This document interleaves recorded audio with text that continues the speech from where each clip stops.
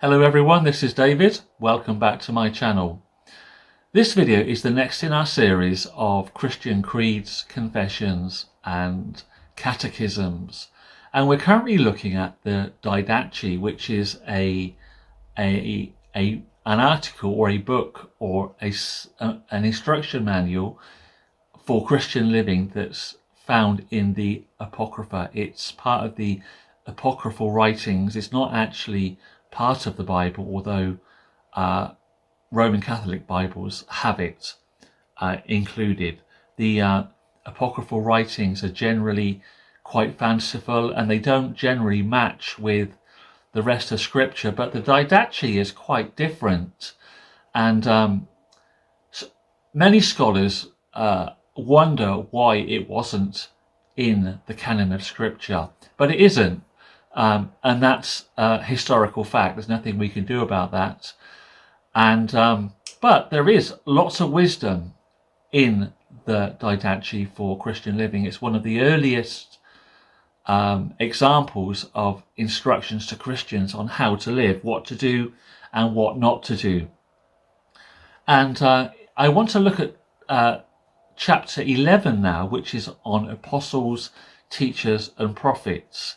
And this is what it says, and it's a lot of wisdom even for us today, where we have a lot of people who call themselves apostles and prophets and teachers. Let's see what it says. Okay, number 1, whoever therefore comes and teaches you all these things said before, that is the truth of Scripture, biblical truth, receive him.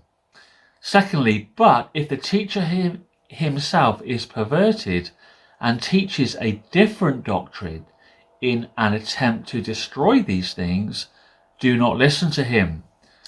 But if he teaches to add to your righteousness and knowledge of the Lord, receive him as you would the Lord. Thirdly, but concerning the apostles and prophets, act according to the ordinance of the gospel. Rules and regulations, that is. Fourthly, let every apostle coming to you be received as you would the Lord. Fifthly, but he should not remain more than 1 day, or 2 if necessary, but if he remains 3 days, he is a false prophet. Sixthly, and when the apostle departs, let him take nothing except a loaf of bread, until he reaches his lodging or his shelter for the night. But if he asks for money, he is a false prophet. And every prophet who speaks in the Spirit, you shall not examine or dispute, for every sin will be forgiven, but this sin shall not be forgiven. That was number 7. Number 8, yet not everyone who speaks in the Spirit is a prophet, but only if he has the ways, that is, character and behaviour of the Lord. By their ways, therefore, shall a false prophet and a true prophet be known. Ninthly, and no prophet that orders a meal at say, for example, modern version of a modern day in a restaurant in the Spirit, shall eat of it for himself, unless he is a false prophet. Tenthly, and every prophet who teaches the truth, but does not practice what he teaches, is a false prophet.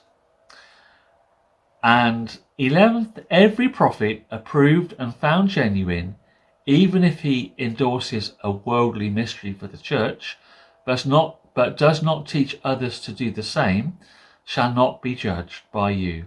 For his judgment comes from, that is in the hands of God, for so did also the ancient prophets. And 12thly, but whoever says in the Spirit, give me money or anything else, do not listen to them. But if he tells you to give on behalf of others in need, let no one judge him.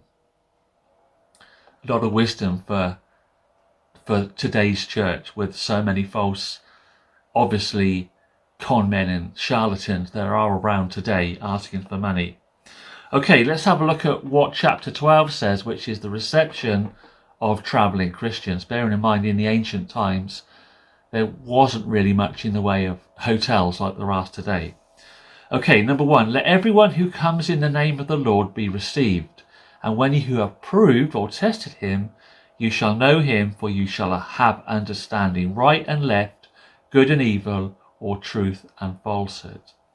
Number 2, if he who comes is a wayfarer, that is a traveller, help him as much as you can.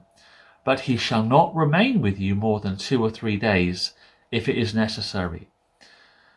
Thirdly, but if he wishes to settle among you and is a craftsman, let him work for his meals. Fourthly, but if he is not a craftsman, that is, he doesn't have a trade, provide for him according to your own discretion, so that no Christian shall live in idleness among you. Does that mean get that man a job? And fifthly, if he will not do this, he is making a trade of Christ. Beware of such a person. There's lots of good wisdom here. Okay, let's have a look at chapter 13, which is support of prophets, teachers, and the poor. Firstly, but every true prophet who wishes to settle among you is worthy of his support, his food, his accommodation, maybe a little bit of money now and again. Secondly, likewise, if a true teacher is worthy, like the workman of his food, that is, his support. Thirdly, therefore, you shall take all the first fruits produced of the winepress and the threshing floor and of the oxen and the sheep, and give it to the prophets, for they are your chief priests. Fourthly, but if you do not have a prophet, give, that is the first fruits, what we've just talked about, to the poor. Fifthly, if you prepare bread, take the first fruits and give according to the commandment. Sixthly, likewise, when you open a jar of wine or oil, take the first fruits and give to the prophets. And seventhly, and of silver, that is money, and clothing, take the first fruits as it seems good to you, and give according to the commandment.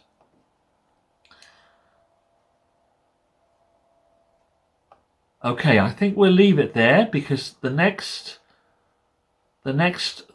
3 chapters go on to speak about Sunday worship and rules in the church. So we'll look at that in the next video. Thank you very much for joining me in this video. See you next time. Bye bye.